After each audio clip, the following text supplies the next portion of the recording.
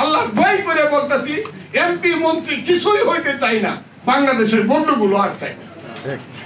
ক্ষমতার জন্য মানুষ কেন এত লোভী হয়?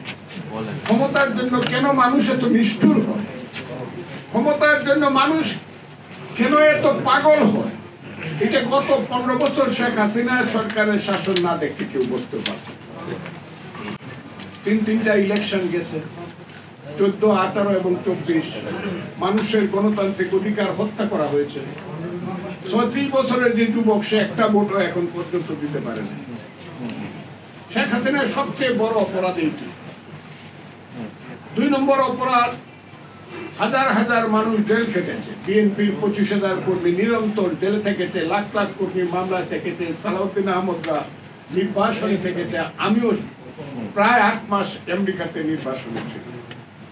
আমি সেই কারণে বলছি, গুম হয়েছে ইলিয়াস আলীর মতো লোকেরা।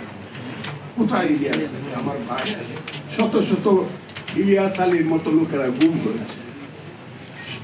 একটা দেশের রাষ্ট্র ক্ষমতা এতই অপরিহার্য, যার জন্য মানুষকে হত্যা করতে হবে, গুম করতে হবে, মায়ের বুক খালি করতে হবে, হাজার হাজার মানুষকে জেলখানা রাখতে হবে, লাখ লাখ কর্মীকে দিনের পর দিন, মাসের পর মাস, বছরের পর বছর আত্মগোপনে থাকতে বাধ্য করা হবে।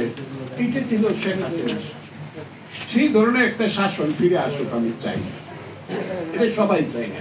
এর মধ্যে একটা জাতীয় ঐক্য এই কারণেই হয়েছে।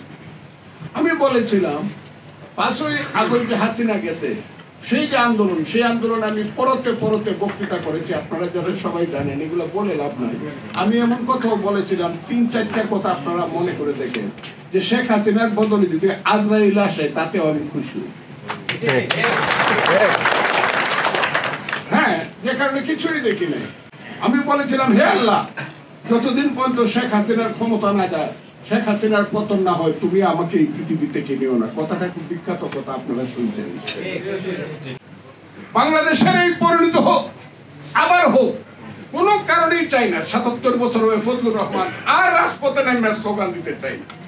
আল্লাহ দোয়াই করে বলতেছি, এমপি মন্ত্রী কিছুই হইতে চাই না, বাংলাদেশের গন্ডগোল আর চাই না। নিজের গন্ডগোল করে, কিন্তু আপনারা করতেছেন তাই। ইলেকশনের কথা কইলে নয় বউয়ের মতো গাল ফুলায় তাহেন। ইলেকশন দেন, দেশটা তো 18 কোটি মানুষের, তারাই তো মালিক। মালিকদের দিকে আপনি তো পারতেছেন না চালাইতে।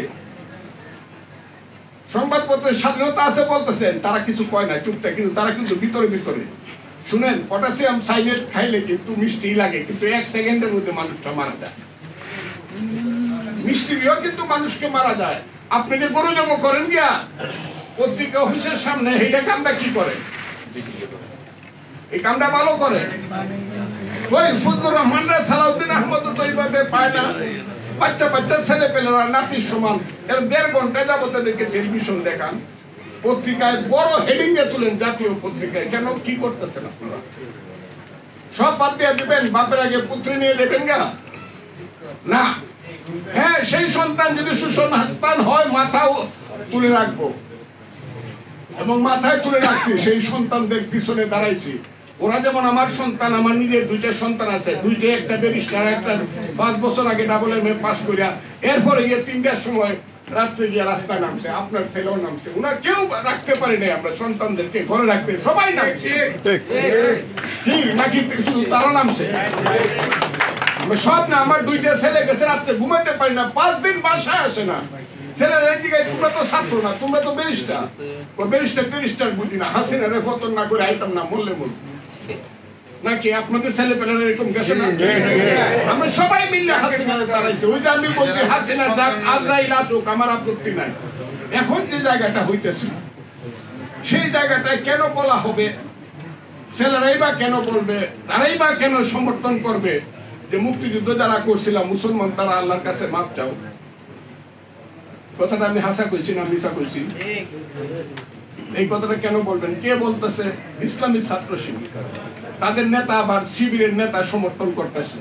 আর শিবির এমন একটা দল যেটা জামাতের সঙ্গে একদম যুক্ত।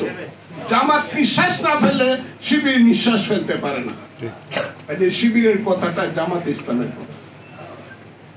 আমি প্রথম দিন বলছি জামাত ইসলামের চরিত্রে অনেক পরিবর্তন, সুন্দরভাবে আগাচ্ছে।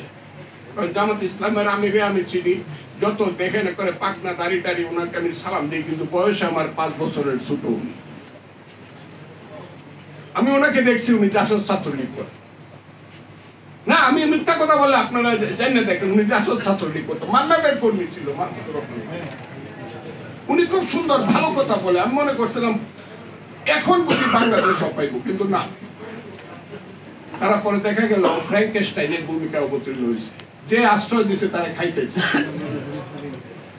কথাটা খুব ঠিক। 18 সনে যদি বিএনপি যদি ধানের শীষ মার্কাটা কার বলেন আপনারা?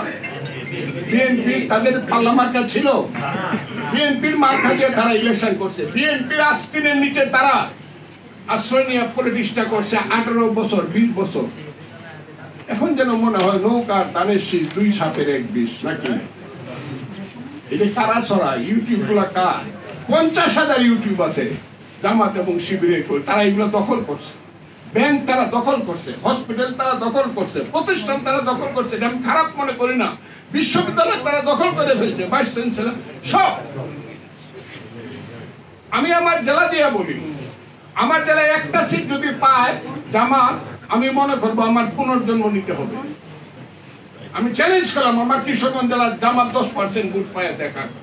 সুহেল আছে এখানে কিশোরগঞ্জে 10% ভোট পা, কিন্তু এখন আমার জেলা জামাতের কথা ছাড়া চলে না প্রশাসন। এগুলো আমরা অপমান বোধ করি না? যারা তারা আশ্রয় দিল বাঁচাইলো তাদেরকে এখন খাইতে চান, এখন আবার মনে করেন বিএনপি দরকার নেই, আমরা ইলেকশন করে আমরা পাস করে ফেলবো। বিএনপি কে ভুলে গেছে যে বিএনপি আপনাকে সমস্ত জায়গাতে আশ্রয় দিচ্ছে। দেশনেত্রী বেগম খালেদা জিয়ার 2টা স্টেটমেন্ট যদি মনে না রাখেন, 8 সনের পরে ভুল করবেন। জামাতের পক্ষ হয়ে 2টা স্টেটমেন্ট করছিল, আপনারা পড়েন সেই 2টা স্টেটমেন্ট, একটা 12 সনে একটা 13। তখন উনি বিরোধী দলের নেত্রী ছিলেন, আপনাদেরকে আশ্রয় দেয় নাই। দেশনেত্রী বেগম খালেদা জিয়ার মতো মানুষ পাইবেন, এখন আপনি বলে ফেলবেন 2 সাপের 1 বিষ, নৌকার ধানের শীষ। কেন? আমরা একসাথে চললে কি হইতো? আপনারা ভালো হন, মুক্তিযুদ্ধকে স্বীকার করেন, আমরা মুক্তিযুদ্ধকে স্বীকার করব। আপনি ইসলামকে বলেন, আমিও ইসলাম স্বীকার করি, ইসলামী শাসন চান, আমিও চাই, তবে ভোট করে আসেন।